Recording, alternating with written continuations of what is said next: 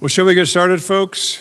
If you wouldn't mind taking your seats, or if you're going to stand, that's fine too. But we've got lots going on tonight with different events, and some people can't stay the entire time. And I want to make sure that our speaker has your full attention for at least a half hour. My name is Patrick Jones. I head up the Institute for Public Policy and Economic Analysis here at Eastern.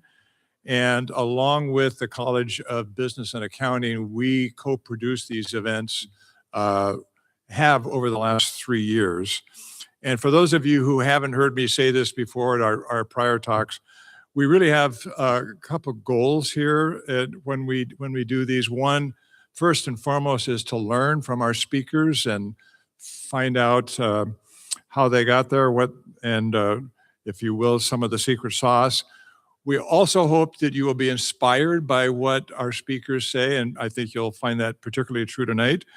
And then we'd like to have you interact with others after the formal talks and the Q&A is over. So in the last 3 years, we brought 15 different leaders of the Spokane area business community to this lobby and the Catalyst, and I think they've had some wonderful tales that they've told that have done all three: inform, inspire, and interact with others.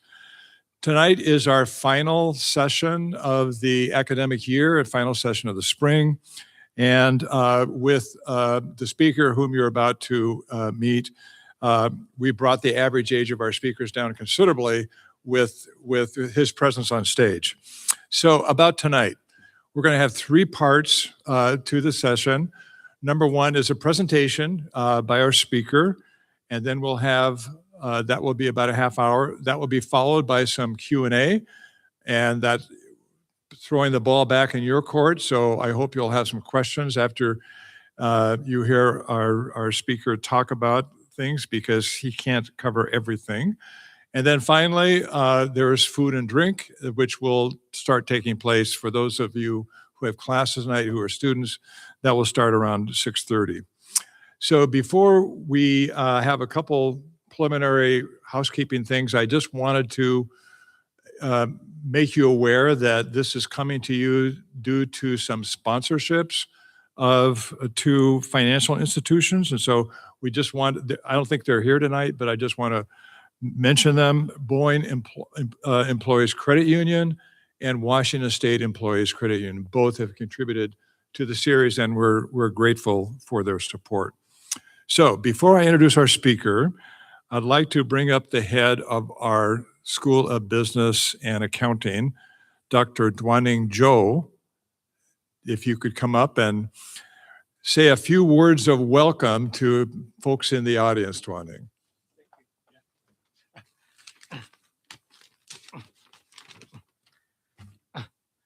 So good evening.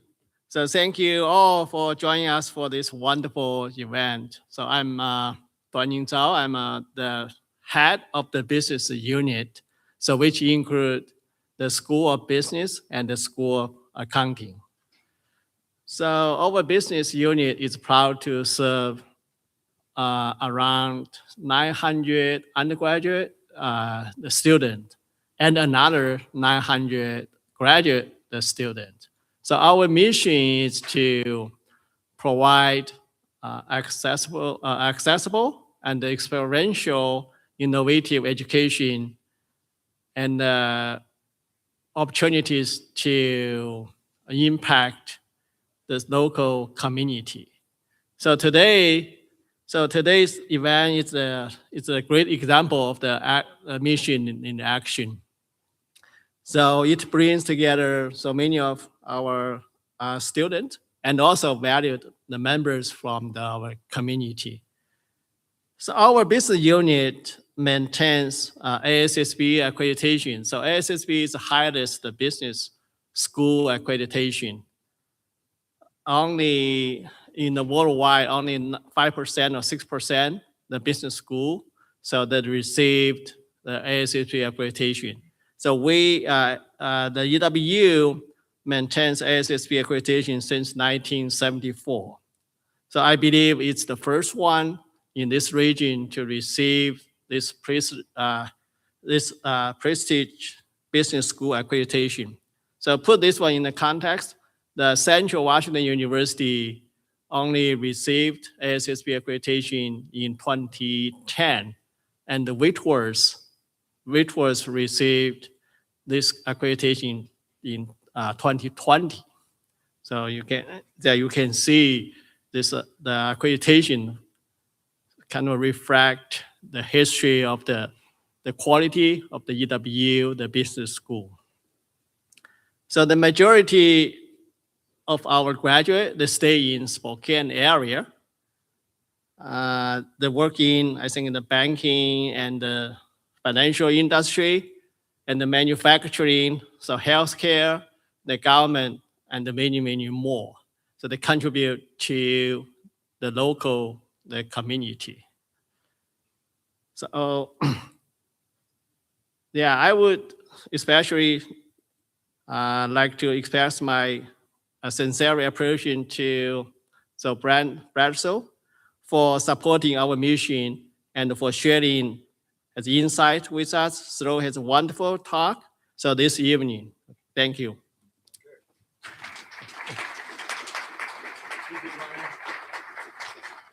So Brandon, would you make your way up to the stage, please? My turn to introduce you. Brandon Bledsoe, our speaker, is the Chief Operating Officer of a company he co-founded as students a few years ago at the University of Idaho. And by the way, I wanted to point out something I learned in doing this prep for Brandon. You probably know this, that Eastern played a bit of a role in the launch of Safeguard, because we had something called the Entrepreneur Challenge in 2016. And this company, well, maybe it wasn't even a company then, this group of students actually won the Entrepreneur Challenge and received a check for $7,500 at the result of that challenge. So that was Eastern's entrepreneurial program. So understandably, the company formed by University of Idaho students was first located in Moscow, and then after some rounds of angel investment, moved to Spokane, and now in Post Falls, which Brandon may tell you a bit about. That was 10 years ago.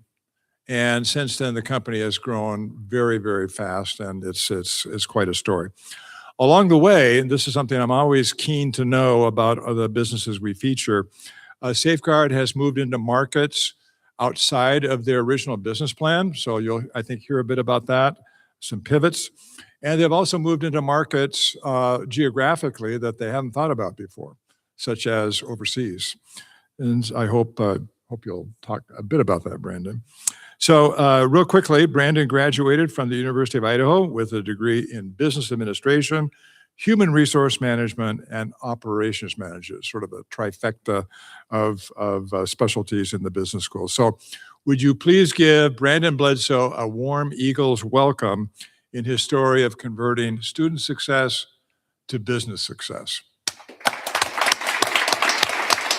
So you're welcome to stand here or just get up on stage. Yeah, I'm just gonna hop up here because my clickers, I've never actually had a seat before during a presentation, so I might get up and down determining You can what walk, feels you can do better. whatever you want. I think I'll come down there with you guys. It's a very comfy chair. Thanks, Patrick, for the warm introduction. As Patrick pointed out, I probably am one of the youngest ones here.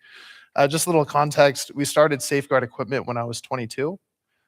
Me and then two other co-founders, Tim Ledford and John Thompson. We all met at the University of Idaho. But before I get into that, I just wanted to mention Safeguard Equipment is located in Post Falls, Idaho. We got founded as a C Corp in the state of Washington in 2017. And I'm the co-founder and the chief operating officer. So you'll find me doing a lot of production logistics, purchasing, managing the supply chain. And then I also do a lot of the IT stuff, which spoiler alert, I didn't go to school for IT. So I'm still learning that as I go. I did get a lot of help from Chase though. Sometimes he's in the crowd.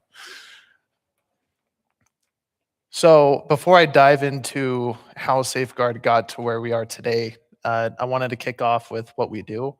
So very high level. When we were in college, we developed a product that detects voltage and current, and it's worn by linemen primarily, just on the brim of their hard hat. So what it does is, if there's high voltage in their environment, it gives them kind of advanced notice that they could potentially get electrocuted. So when it detects it, it'll give them the proximity to the source and then strobe to point out where the direction is. And then, unique to a lot of voltage detectors in the market, it's also the only device that does adjustable settings. So um, one thing that we also do is, since we've made it a digital device, we can connect it to the phone. So we've somewhat invented smart PPE, which stands for personal protective equipment. And we integrate it with software on the phone and just on the web that coordinates emergency response to all the users, specifically the groups within their crew and their managers. So why does this matter? Electricity is one of the most invisible threats that you can have when you're working a job, especially if you're trained. It's unpredictable. You can get stray voltage going throughout any grid that you're working on. It's considered OSHA's top 5 reasons for death, and we'll get into some more stats on that when we hit our pain points. Traditional safety measures haven't really changed. If you look at a lot of the safety equipment that's in the field today, it's mostly analog, so they can't be customized, and a lot of people don't use them because they just don't fit the use case that they're doing in today's electrical grids. Like early detection, not only prevents injury, but it also prevents pain for families, communities, and costly expenses for the employer. So when we started Safeguard, we actually started by looking at the micro pain point. And when you're starting a company, they always ask you to come up with a pain point and find a way to address it. So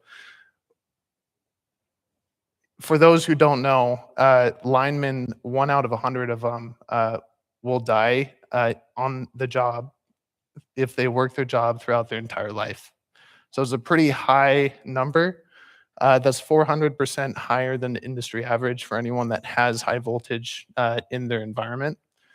For every fatality, about 20 linemen will get electrocuted, and it won't be fatal, but they won't be able to go back to work for more than 30 days. So, and throughout the US, 4,000 injuries occur, and almost 70% of those are not even qualified to work around high voltage. So we're not only addressing utility linemen, but we're also addressing other occupations as well. So, and this plays a huge impact on families, peers, and local communities.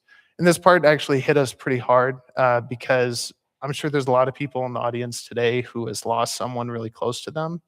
You've seen how the pain radiates through a community and affects everyone on a very personal level. And when we started the Safeguard, we wanted to make sure that we could find a way to prevent that from happening when there is a device that could do just that. So when we started making Safeguard, we learned to actually understand the macro aspect. This was after we went to the EWU presentations. And a lot of you guys are hearing the news right now. There's a huge spike for energy, and there's not enough workforce right now to service it. When we started Safeguard, the average age of the lineman was 52. And it's now been 10 years since then. So a lot of these guys have retired or are looking at retirement, and no one's really there to fill in their seats. So we're having a labor shortage, and we're also dealing with outdated infrastructure in increasing new ways of power generation. So it's even more common for homes to have generators in solar panels. It's also common for backfeed from EV vehicles. So whenever there's a power outage and you have linemen going out onto the grid, they might think the power's out and they might be following procedures to ensure that it's not energized, but there's always an outside variable that could make it so they could get electrocuted. When it comes to costs, annually, just in the US, there's $167 billion spent just on fatalities and injuries alone. And that's just the direct side. The indirect cost is even higher. And if you were to look at the international markets, the US and Europe, we actually have some pretty good safety standards. But in some countries, it could be 5x that. So I'm going to slow down and we're just going to go back to how we started. So I don't have the picture of our award from EWU. I wish I kept that one. But I met John Thompson and Tim Ledford in college. We both knew each other through the same fraternity. We did a lot of tinkering with toys. John Thompson would be making his own quadcopter. Is that what they're called these days? Yeah, the flying drone. So he had like milk jugs tied to them to prevent it from flying around, and he did that in his own room. He modified Nerf guns to shoot some of our members just for fun. And when we went through college, we had a lot of fun. And then we hit that 1 year, your senior year, where you're looking at this road and you don't know where you're going to go. You don't know if you're going to find a job. And you don't know if you actually want to go down the path that it feels like your family and your friends might be pushing you down. And so around this time, Tim and I decided we wanted to start getting into some entrepreneur competitions. We always enjoyed the idea of starting a business.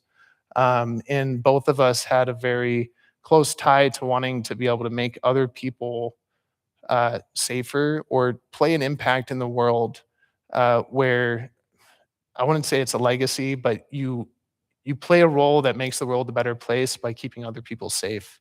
So we strategized. We're trying to come up with a bunch of different ideas. And that's when John Thompson came out of his tinkering lair and he shared with us that he has 12 siblings. Most of them are brothers, and they all work in the utility space. He's the youngest, and his entire life he was worried about them dying or getting electrocuted on the job. And being an electrical engineer, you're used to using a little electric voltage pen to determine if there's a live circuit. Since he knew that this existed, he told us he could find a way to reverse engineer it into a wristband. So the idea at the time, Fitbits were becoming a really big thing. I think everyone had them. It was before we had the really cool iWatch. But it was a very familiar thing for everyone that we shared the story with. So we figured we could reverse engineer it, put it in a wristband, and then it would detect proximity, and then they could look at it like a watch and it would point out the direction. And we didn't have anything that actually worked. It was just a concept. But we thought it was good enough. We went to the competitions, and to our surprise, we won all of them. I think grand total, it was about $45,000. And when we won those, it was the first step to getting some good market feedback on an idea that could actually play a big role. We then formed an LLC because that was the only way we could cash in the cash. It also helped us from like a personal tax perspective. And we graduated, still didn't really know what we were going to do. And we hit this fork in the road where we had to determine, are we going to pursue Safeguard and try to save lives? Or are we going to try to get jobs with companies that are in our area? And I decided to actually just bartend at this time. I was like, I want to pursue Safeguard. Like the biggest thing that hit my mind was if I lived the rest of my life, I'd probably regret not trying or wonder if it could have worked. So bartended for about 6 months. We made the website. We used the funds to make our first functioning prototype, which also picked up the radio. Because when you're dealing with electricity, you're dealing with 60 hertz. That's what the infrastructure uses in the US. And that's actually, we're familiar with 106.1 or whatever the radio station is in Spokane. So we were able to pick up the radio and we were able to pick up high voltage. So we posted our website and Tom Simpson with the Spokane Angel Alliance saw it right off the bat, reached out to us and asked us to come do a pitch. We came up and we figured it was going to be no different than all the other pitches we did. We'll get an award. And this time, this is where we met Rick Rep, who's in the audience. They wanted to give us $300,000 to get the company going. This was a pretty big amount, especially since we all had student debt. And we're like, that could pay off our loans. But we ended up accepting it. We didn't know how to negotiate ownership of a company. We didn't have MBAs. We didn't really know how businesses worked. So we took the funds and realized that we had to drop everything and pursue this path. Rick helped us form all the documents. We formed a C Corp, and in 2017, you found us on this little table in a workshop in an awning manufacturing company, and we just had a bunch of little computers next to us. John was working on his board just on the other side, and he likes techno music, so that was kind of fun to listen to all the time. And then this was actually the first prototype we had. It actually worked to a degree. The problem is we didn't understand how physics worked with voltage detection. And if you have a device on your arm, it doesn't actually work as well as if it was away from the body. So that's where we hit our first pivot. So before I go further in the presentation, I think we should probably just look at the challenges that we had and what we learned. We learned for the first time what it meant to bootstrap a company. We had to pay ourselves to be able to continue doing the company, but we didn't want to do it to the point that it drained the cash out of the bank. So we actually paid ourselves under minimum wage just to get through the next year and a half. I think most of us lived together.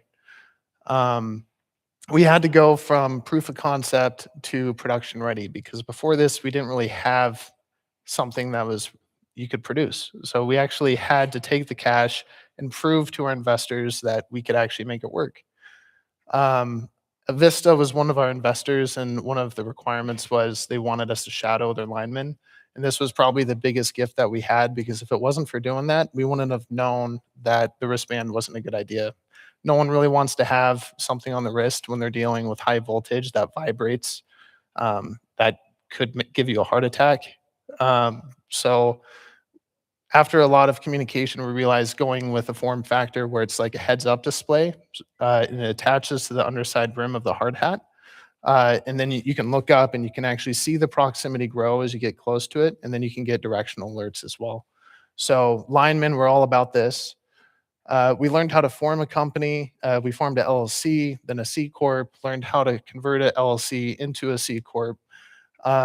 I still don't know the technicals, but Rick helped me a lot with that. And we also understood how to create an org structure, which was completely new to us. We learned how to raise funds, and we learned how to work with a board and work with a variety of different shareholders that had different types of interests in the company. And since there was only 3 of us, we had to wear many hats. So when we started the company, I focused on business, ops, and human resources. We had to have a CFO. And if you look at my transcript, that was not the spot I should have been in. But I became the CFO at Safeguard. Tim became the CEO, and John became the CTO. And really quickly, I shed the CFO side and went to operations as quickly as I could.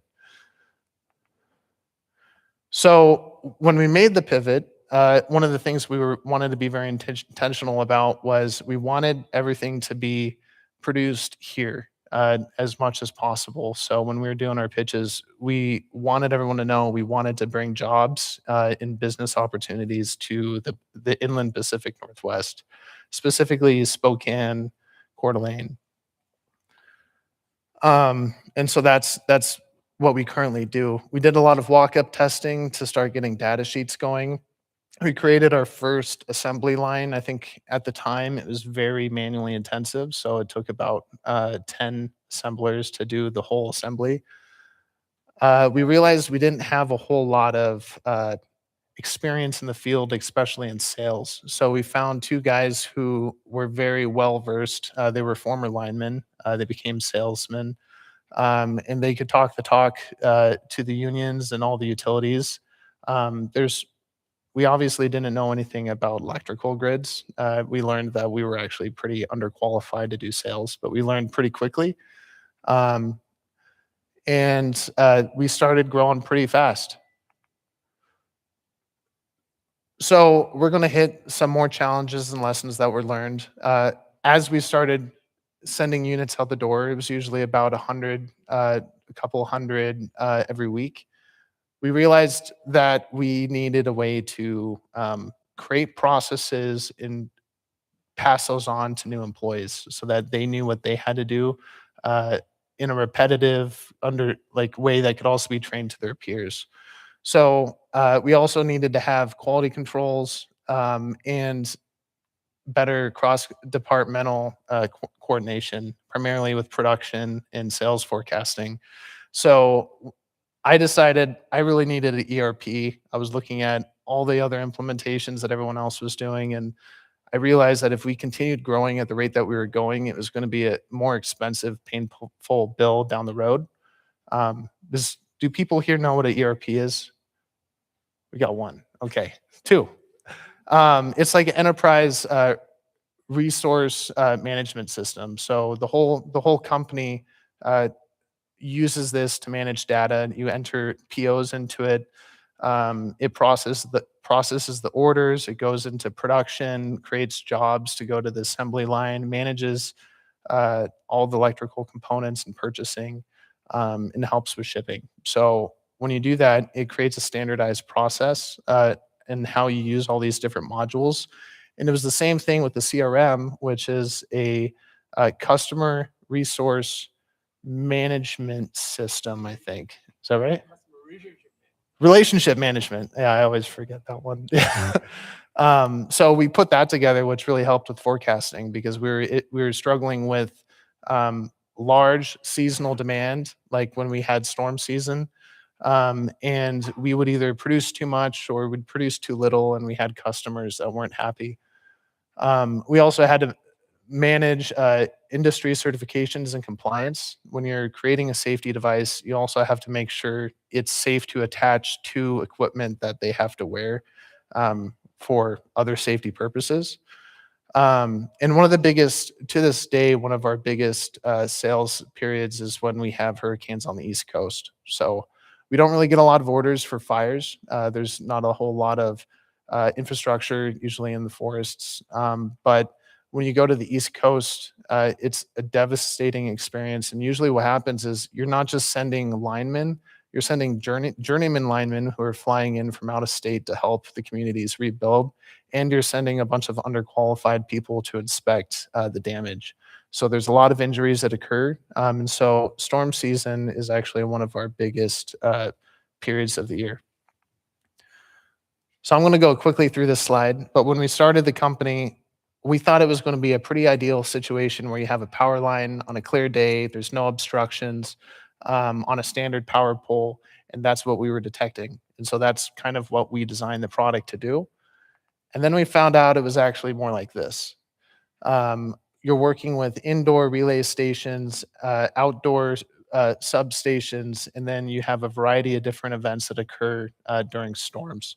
So every single one of these, you have to be able to communicate to a customer, how do you program the unit to be able to effectively keep me safe? A lot of them don't have time to go through the whole programming process. So trying to work with utilities to get them pre-configured before it gets delivered to their site was a lot of work as well. So around this time when utilities were starting to buy, we had probably saved around 60 lives that we were informed about. We actually kind of stopped keeping track of them, I think 5 years ago.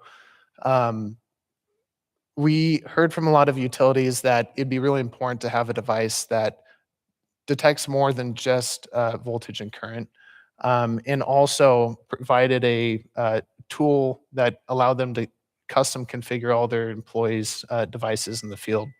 So we created Compass Pro, which is very similar to the older version, but it has Bluetooth and it can connect to the phone. And it detects arc flash, which we added. So when a fuse box explodes, you can get some serious burns. Falls, concussion, directional alerts, which already existed, same with voltage and current detection. And then we also put a SOS button. So all the things that we addressed on the new version tackled other injury and death cases that happened with OSHA on an annual basis. So we're trying to cover as many of them as we can. The unit connects to the Navigator mobile phone app, so it allows crew to share their location with their peers. So if there's an injury, you know where the guy's at. And it allows them to actually configure the device on their phone rather than using a single button to go through the menu settings. We also have the website, which does real-time monitoring, safety management, a lot of different types of emergency response management, device management, and so on. So we hit a next stage. We start cranking out the Compass Pro. It's now our highest selling product. We're starting to get close to the point where we might end a sale, the old one. And this is really just to kind of show what our assembly line looks like today. We'll get the PCBAs from Spokane. We'll ultrasonic weld the plastics around the case, which makes it so it's waterproof and incredibly durable. Then we put it in the clamshell and ship it out to the door. And hopefully that doesn't happen. So some new challenges came up, and these were challenges we didn't even really foresee. It's really hard going from a hardware company to a hardware and SaaS company. Usually that doesn't happen. In a lot of cases, it fails. One of the things that you struggle with is you have to completely adjust the org structure. You have to break out the engineering team and start having dedicated software engineers and people who did mobile app, both on Android and iOS, and then people who knew how to do website development. We also had to retrain the sales team. They were all very familiar with selling hardware. Selling a service is a completely different type of pitch. You're actually selling two different types of products, and you want them to buy both. And so that was a lot of work, a lot of training. We were also supporting a remote sales team. And we started struggling with talent acquisition. So software engineers are very competitive, and there aren't a lot of them in this area, at least when we initially looked about 5 years ago. And so it was really difficult trying to find the right people to bring in to help us get this mobile app off the ground. We also got into user data and critical infrastructure security requirements. This is where the cybersecurity kind of component comes in. But if you go to Europe, they have GDPR, which makes it so you have to protect the user's data. California has one too. Usually see this in the privacy policy when you're clicking the checkbox on your phone to get through to the next process on your mobile app. But it just makes it so that we're not selling people's information and we're keeping their data safe. And going to the SaaS service kind of side of the business exposed us to new competition that we didn't have before. So lots of new challenges came from that. So today we sell to utilities, gas, telecommunication, industrial, usually manufacturing, construction, mining, data centers, and rail. The rail is more so over in Europe. So we're expanding to Europe. They have completely different practices. So we're now adjusting to that to be able to better serve them. And that's where customer feedback is kind of key. For us to be able to have a successful sale, it's critical that we understand what the user's environment is. So we need to know what individual users often find themselves in when it comes to different hazardous environments. We need to know how they're training their employees to use these devices, because if they don't do it properly, it's either too sensitive or they're not wearing it because they don't know how it works. And it defeats the whole purpose of the whole alert system. Other things that are pretty prominent that we're learning today is safety culture varies depending on where you go. Some utilities, for most utilities in the US, it's the highest concern. If you go to some countries, it's not quite as high. We have overhead, underground, and then if you go to Europe, they use 50 hertz frequencies. So we had to develop products that picked up their specific systems. And then the biggest thing we're struggling with is in the US, we have standardized hard hats. So you have the brim, you attach it to the brim, and it works. If you go to Europe, they usually use it's called Petzl, but it's a rock climbing helmet that doesn't have a brim. So we have to make attachments that connect to that allow us to connect to their system. And honestly, when it comes to the software side, the customer feedback loop is incredibly important. So we need to be able to rapidly address bugs and crank out new value in the system to make it so that utilities are using it. So where we are today and why we're the leader, we covered we're a voltage and current detector. We're no longer the only digital voltage and current detector. We are the only one that does 360-degree proximity. We're the only ones that detect fall, concussion, arc flash, SOS. We're the only ones who do safety ecosystems. And to this day, we've sold over 100, and I think it's 20,000 units in the field. So, and that's globally. So we sell a lot to Mexico. We're getting a lot of orders over in Europe and also Asia. Yeah, and I think just to bring us to how Safeguard looks, we have about 30 employees. We work with about 37 different partners. We do sell direct. We use business partners to get into a lot of utilities, but they really help us on the international front as well. We're always trying to improve the customer evaluation and deployment process. This is usually where customers currently get stuck after they've made a purchase. And we're actively trying to improve our supply chain just because of how the global economics are kind of going at the moment. So when it comes to future talent, we're always trying to find people that are like John, people who are tinkers working in their garage, trying to make things or learning how to code, someone who finds passion in enjoy doing something, and then trying to find a way to direct that towards what we do. That would be the case for most of the employees that we have. Set ego aside, everyone has ego. When you're growing as a company, you have to make a lot of decisions, and there's a lot of tough discussions that you have to make. And ego is good. Like, we all have one. Like, it helps us get to where we need to go. But there's a point where it starts inhibiting growth in the company. People should be willing to tackle unfamiliar challenges, enjoy a fast-moving environment, and be willing to bring new ideas to the table. So everyone at Safeguard has the ability to bring new product ideas up or new changes to the software. I think with that, I was going to just say thank you. And just one last note, starting a company really isn't that bad. Like, we went through all of this, and there's quite a bit of stuff that I just put on your plate. When we started the company, we didn't even know 1% of all of this. We had to figure it out as we go. There's a song that I always think of, and it's from Santa Claus Is Coming to Town. Just put one foot in front of the other. And you just keep hitting the next step, the next thing in a barrier that's in your way. And sooner or later, you're going to get to a point where you have a bunch of great people working for you for a similar cause. So thanks, guys.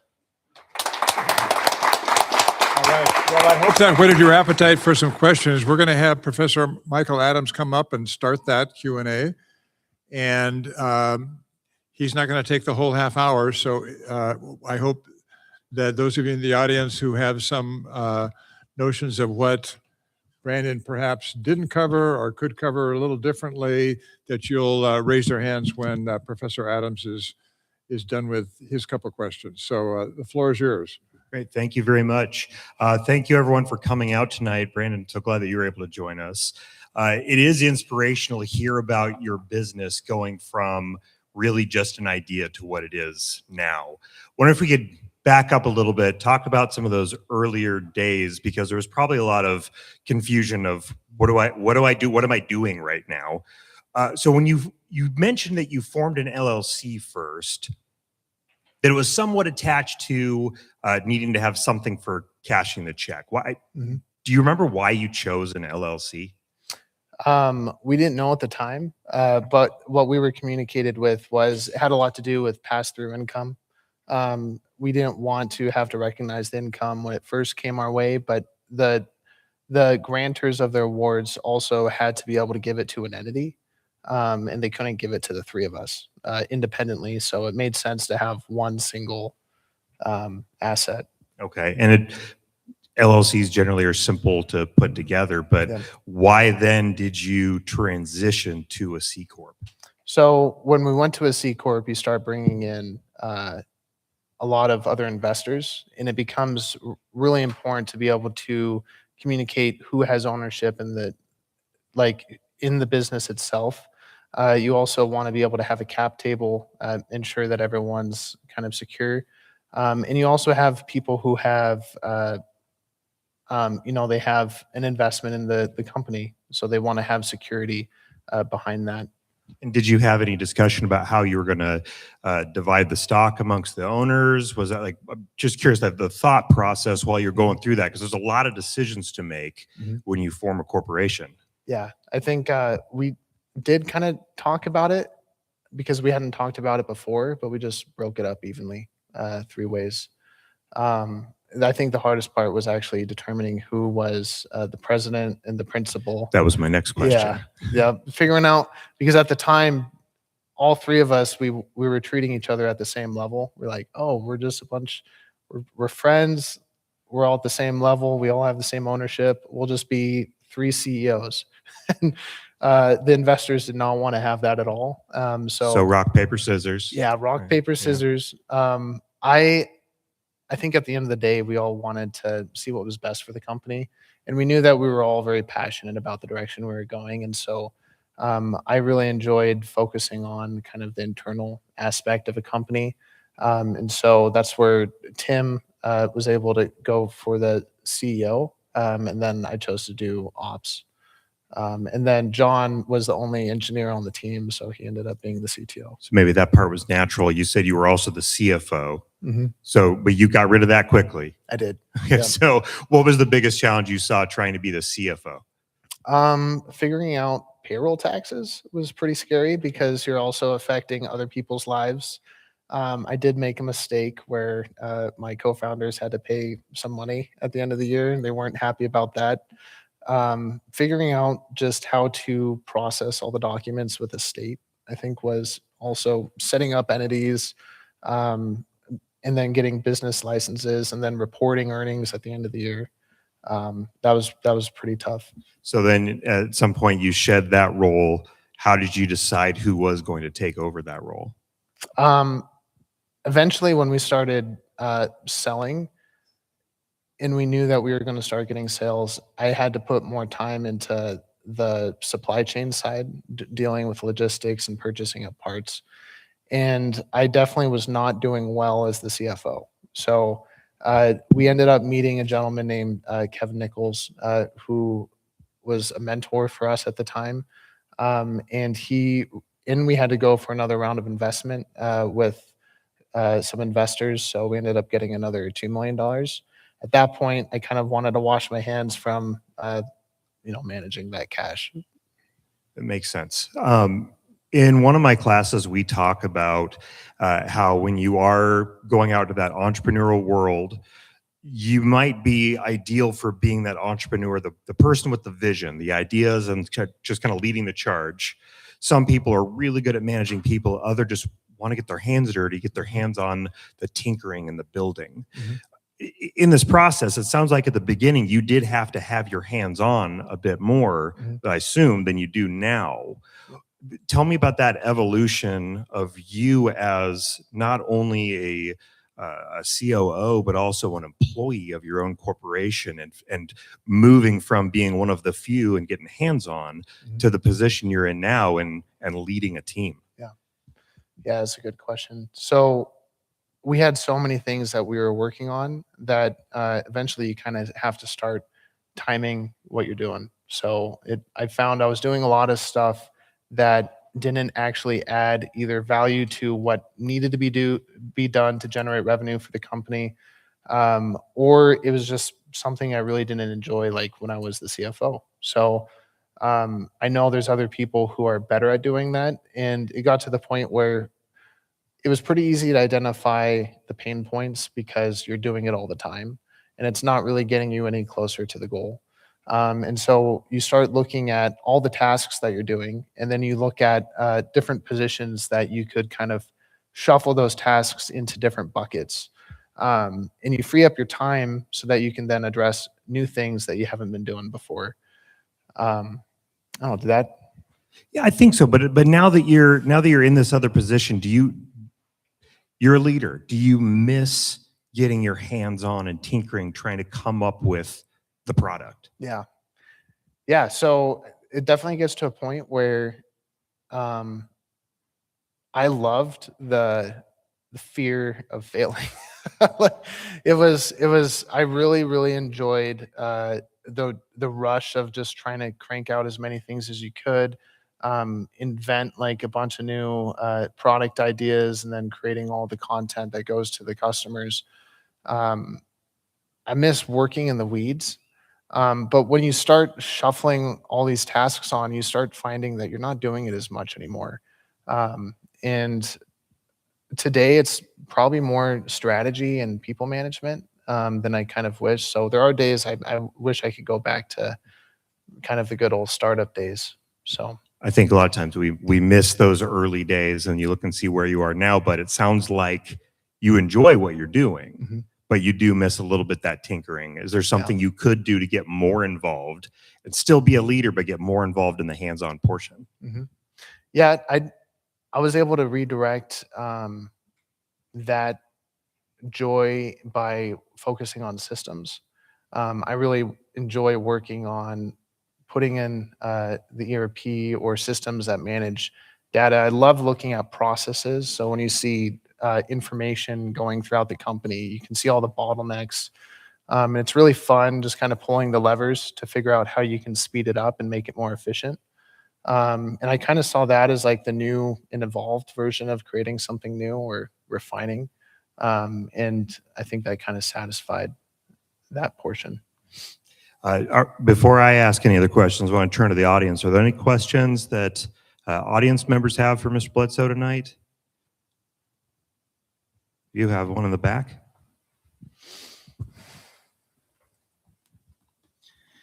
So mine was more on your actual product itself. I'm an operator, like heavy equipment operator. I'm wondering, what is is there a use of your equipment in my field, or is it more targeted away from that towards the linesman like you were speaking about? Yeah, that's a good question. So the thing that comes up with heavy equipment is there's a lot of metal. What we're detecting with voltage is current and EMF, so like electromagnetic frequencies, and they can be affected by density. So a lot of things that operators might get exposed to is when they're digging, you'll have a bunch of underground conduits, and sometimes you don't know it's there. You could have hit something, your vehicle could be energized. You also have dump trucks when there's power lines overhead. There's a lot of cases where you can come in contact with that. We don't sell to a lot of heavy equipment industries. We do sell to cranes. Crane companies use a lot of our devices because it's pretty easy to go into a transmission line when you're moving stuff around.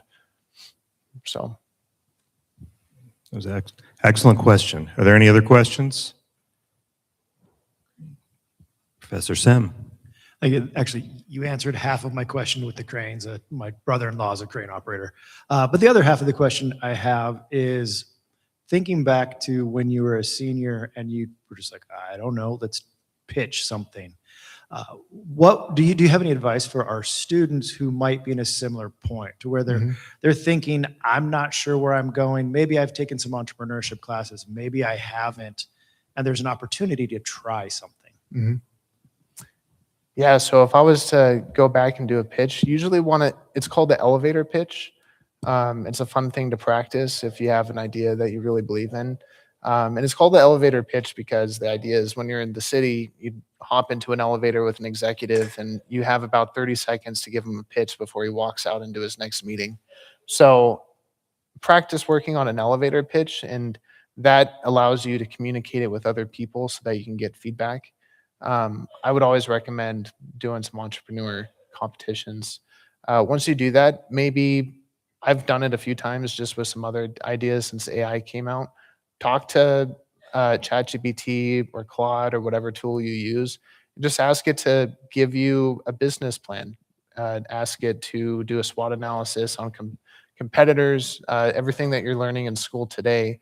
And it should give you a pretty good little rough draft. And then you can practice pitching it. And then if you find competitions or you have a class, I would highly recommend giving it a shot. And if you pitch the idea to your AI, it will absolutely tell you it's a great idea, It no will. matter what. 100%. Yeah. That's why I talk to my AI all the time. It only tells me that I'm right. Yeah. So with this whole idea, though, being a student, having an idea, wanting to tinker with it and see if you can actually run with it, what about if you don't have the idea, but you've always wanted to start something new and you wanted to go out and be on your own, be your own boss, so to speak? How do you come up with the idea? Like, hearing about your story, it sounds like there was something in someone's life that was relevant that you all just kind of then wrapped around that idea. But what if you don't have the idea? Yeah, that's a good question. I think that's where I feel like everyone has hobbies. And if you don't have an idea and you want to be kind of your own boss, I'd look at what are just things you enjoy doing, because the people who are usually the most successful with starting their own business, they're pursuing something that they're passionate about or that they enjoy. And if you don't think that the passion that you have is worth starting a business, go to the entrepreneur competitions. You'll find plenty of people who need talent to help them get to where they need to go. Classmates that might have great ideas and are looking for a co-founder. So, any other questions from the audience right now? So my question. You're loud, but not that loud. Okay. My question is, because you're mainly focused on electrical, have you considered branching out? And like I was thinking of another danger, especially in mines and stuff, is gases and lack of oxygen. Mm-hmm. And that's another invisible danger. I've seen you ventured into maps and SOSs and stuff. Have you considered venturing out into other things? And what kind of approach do you take when you consider branching out and expanding into different avenues? Yeah, that's a great question. I think my answer probably wouldn't be the same as when I was younger, because I didn't really know how to go about that process. But knowing today, the reason we haven't gone into gas is there's quite a bit of competition in there. A lot of industries who work around gas, if you're working at refineries or you're in the mines, they're required to have, by law, have something on them to keep them safe. And so it's a standardized device, and there's already quite a bit of competition in that field. We're actually trying to emulate one of the companies that are leading in that field on the electrical side. So we kind of want to stay in that niche. We're already the best performers on the electrical side, so we don't really want to jump into another pond, but we're willing to work with them if that was an opportunity down the road. Would you say that working with the electricity is your core competency, or is it more of just, would you say your core competency is more general of detecting these invisible dangers? Because I can see where you could go with this in the gas industry. Yeah. I don't know. I think so. We could get into the gas. We could add it to our product. I think one of the things we also get into is it has to be intrinsically safe, which is it's a standard that means that your device isn't going to explode in explosive environments. And we do have a product that is intrinsically safe. So we are trying to sell to the gas industry. We do sell to utilities. They have gas and electricity. A lot of them throughout the United States, not all of them. But gas is a concern because these systems do get energized, and the last thing you want to do is be working on a gas line and a spark forms. We've had a lot of conversations about it. I think it's the fear of getting too broad in our current form factor. So, Great. Any other questions? I actually have one. I imagine through all these different devices that you've created, you've probably gone through a few patenting processes, or a patent pending at least. Yeah. Could you go through what that process was like, and also duration of it and cost and all that? I would do the best you can to just write your idea down. And then I'm definitely not a patent attorney, but there's a lot that goes into writing those. They're pretty long. And when you think about making a product, you want to identify something that's unique, that you don't want to be super specific when you make a patent, because when you do it, it actually makes it easier for people who are trying to file around you to get in. We actually ran into this issue with one of our patents so we designed our patent so that it could be attached to the rim of the hard hat through plastic clips. We didn't say they were mechanical clips. And so there is a competitor that just entered the market, and they have a mechanical attachment method to get to the brim. And because of how it attached to the brim, it gave them a way to enter our market and compete with us. So it's really, really fascinating. I would recommend, if you file a patent, it's going to take about 2 years for this thing to get reviewed. So you can always say you're pending. You see a lot of products that are out there that say they're pending. But what you don't want to do is you want to kind of keep it open even after it's been approved, because it allows you to kind of make small little tweaks to it as competition comes in. So it just gives you a little bit more leverage. Does that kind of answer your question? Yeah. And I'm an attorney, but not a patent attorney, and there's several reasons why I'm not. It is a very specialized area. One of the few things I do know about it is, like you're describing, of starting big, because then you can work on sub-patents and patent the small components to it. And if you start too small, it's basically suggesting to your competitor, we didn't fill this niche, so now it's your turn too. Yeah. Do you have any other products that right now you're going through that patent process with? Like, I'm curious of how you even started I guess we should get a patent. Yeah. Because you have that moment where you go, we need to actually record this. Yeah. I think it just comes through a lot of strategic discussions. So most of the time you're having a conversation with a customer, and they'll say something, or they'll express like, yeah, this is just really kind of frustrating. I wish that connected to this. And in our situation, there's been a couple devices that we've patented outside of the ones that I showed you on the slide that work in kind of the voltage and current detection realm, but it's a completely different form factor, and it accomplishes kind of a different pain point for the user.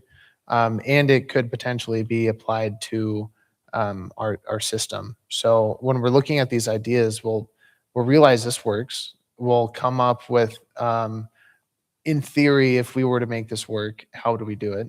What would it look like? We'd probably get a little bit of customer feedback. And then after that point, we'll decide, do we kill it or do we move forward with the patent? And in most cases, we'll move forward with the patent. So it's better to have it than not. So I think today we have about 5 or 6 patents, and most of them are still pending. Not pending, they've been approved, but we still have the ability to adjust them if we need to. And have you run into any problems along the way where someone has already come up with that idea and so you can't patent it? It's not usually, there's a lot of patents that are out there that are like, kind of similar. But you get pretty good at navigating, kind of what I was saying about the clips. You can get good at navigating around their patents. So when you file a patent, you'll get notified, yeah, this actually infringes on this patent, this patent. So then you dive into what specifically did we infringe on, and then really it could just be a change in how you phrase something. I think attorneys are Change the familiar with color. that. Yeah, change the color, change the material, change the adjective that used, not adjective per se, but Changed enough Mhm. so that you're not operating in someone else's space. correct. Yeah, Interesting. it doesn't mean you fail. It just means that maybe you just need to rephrase it. So One of the things that we were talking about a little bit earlier was you had this idea, you start the company, and you get to a point where you have to hire staff. Mhm. That's a huge change when you're going again from being a technician to being a manager as well. And if you haven't had the experience of supervising or managing people, that can be a huge step Mhm. because you're also learning how to do your job while you're teaching someone else how to do theirs. Right. Walk me through that process a little bit about finding those skill or knowledge gaps and needing to find the right people. How did you approach that when you started hiring? yeah, I think when we first started hiring, the biggest need was assembly because we were all working the assembly line. And you don't want to have the founders working on the assembly line when you're trying to grow a company. So it was a pretty easy, like, yeah, we should probably get some help assembling all these devices. But then the harder ones came down to marketing, sales, specifically when you get like an internal sales employee. The hardest part is really coming up with like a job description, because you're factoring in, I want to give them all these things, but you also kind of have to support them with all those things. And it has to be something that's repeatable and fills up a full schedule. If you want them working 40 hours a week, you have to know that you're either going to have more work coming in that's going to fill that, or you're going to have to look for either someone that's part-time or look for in a completely different area to shed off some responsibilities. Did you think at all with some of those roles about instead contracting someone instead of actually bringing on a full-time employee? Yeah. So we've used contractors. We used it earlier with marketing. There's a lot of marketing firms. We didn't really know enough about marketing at the time. We didn't want to have to hire website developers because this is before we decided we needed to build a website for our service. So that helped quite a bit. The problem that we ran into with a lot of contractors was it's really just like an employee, you have to be really good at communicating with them what you want them to do. So if you don't have a clear scope in the project, they're going to put a lot of work into something, and then at the end of the day, when it's complete, it's not going to be what you expected it to be. It's kind of a good scenario is like, I've heard this a lot, is when you try to describe, when you ask two different people to describe what the sky looks like, they might look at the sunset or they might look at a clear blue sky, and they're going to draw a completely different picture if they were to write it down. So it became pretty apparent that we needed to bring that stuff in-house, because if you're living the culture, you can kind of you're more in sync with what we're trying to work towards, and it's just easier to communicate with them.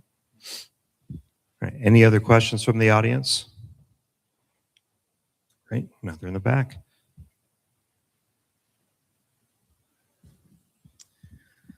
Okay, so back to when you started the company, there was 3 founders. When you come to creating a company like that, do you think that there's ever a number of too much or too little founders to help start?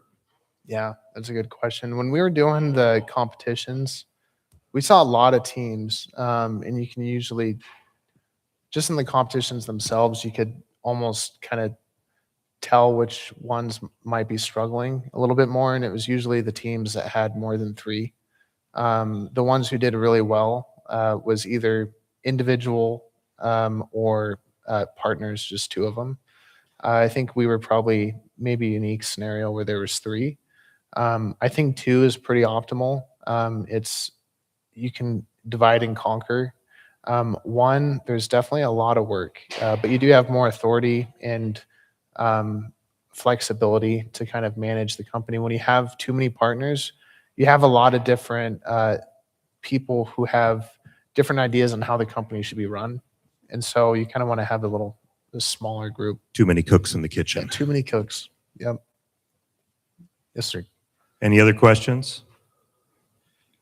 We only got a couple minutes left. I am curious because now that you've been doing this, trying to remember what year you said it started. I know C Corp was 2017. What year did you? 16 is when we started the Okay, LLC. so it's been 10 years now, right? So over these 10 years, Safeguard has changed quite a bit, I'm sure. You now, what would you go back and tell yourself then if you could, as you were just starting this adventure? Is there anything you would tell yourself or something you would change in those early stages? Yeah. I think we cut a lot of corners when we were bootstrapping. And it got us to where we are today, but we spent years recovering and correcting mistakes that we made in the past. I would definitely, we also made a lot of decisions where we were concerned about money at times. That just was, it was kind of a waste of time. Like we tried doing a GoFundMe campaign and that didn't really go well with our investors. And we spent a lot of time on that and we didn't even really get anything out of it. When it came to manufacturing, we didn't know a whole lot about the best way to assemble a product. And the first one that we did, we were literally just gluing it together. And we had a huge amount of fallout in the field where these things were just splitting in half. It wasn't really a good branding opportunity. We ended up improving the design and replacing all of them free of charge, but that cost money and there was a lot of cleanup that we had to do with that. So I think there was a lot of decisions that we made where we did not have a mentor. I would highly recommend finding someone who has kind of walked the walk. Not to, they're not going to tell you what to do, but you need someone to like bounce ideas off of, because it's okay to not know what you need to do and ask for help. And I think there was a time our egos did get involved and we thought we kind of knew everything. Yeah, I think I probably would have gotten more mentors, more people to get advice from. And I'm a small business owner as well, completely different industry. But I remember some of those moments early on with thinking, I know what I'm doing, I've got this, and then realizing you don't, and then finding a mentor. Do you find yourself in that mentorship role now for anyone else? Occasionally, yeah. I'll admit I don't get out of the house that often, but I know my business partner, Tim, finds himself in that position quite a bit. I'd love to be a mentor if anyone wanted to get advice. The hardest thing is just knowing how to get started. So I'm always happy to help with that. Yeah. If anyone wants a mentor, they can always add me on LinkedIn or You went where I was going to go next. Yeah. So I appreciate that you're here tonight and sharing these stories. I mean, as a university, as a business program, we want our students to go out into the world feeling equipped and ready, but also recognizing when they need help and needing a mentor. And so that's why we love having this series. We're having someone come in, and even if it's just for one session, it's a mentorship session. Hearing someone else's story can make a big difference. So appreciate you being willing to do that. Is that information in the program, the posting for how to reach Brandon? Okay. Okay, we will find a way. and we will get that information out to everyone. But Brandon, thank you so much for joining us tonight. Really appreciate you sharing your time, telling us about Safeguard and that whole process. It's honestly inspirational to hear, an idea, just a concept becoming what it is now for you. So thank you so much for being here and being willing to mentor our students. Thank you, Michael. Professor Davari, do we have something that both of you stay on stage? We got a little something for our speaker tonight. That's why we have warranties on our phones. Yeah, I hope that was taped. So this is for you, Brandon. This is just noting you as a distinguished speaker here at Eastern Washington University. Just really appreciate you coming out and joining us tonight. Thank you. Great. Thank you. Thank you. All right. Stay there, and you'll be able to take questions here, Brandon, from anybody who wants to come up and continue the conversation. Okay. All right. So I just want to point out that this talk will be on the Business School's YouTube channel. Lorna, when? Within a week, or Nick, within 2 weeks? Something like that. And do you have business cards for any student who wants to come and tap into your mentorship abilities? I don't have any business cards, but I'm happy to take numbers. So, Okay, good. So don't be bashful. Any students here left? Now's the time for mingling. Now's the time for food. Now's the time for further questions of our speaker, if you want to do that. And I'll just say that before we go, we hope to continue the series next fall. We don't have any speakers lined up yet, but we hope that we will continue into the 4th year. So with that, thank you for coming. We are adjourned.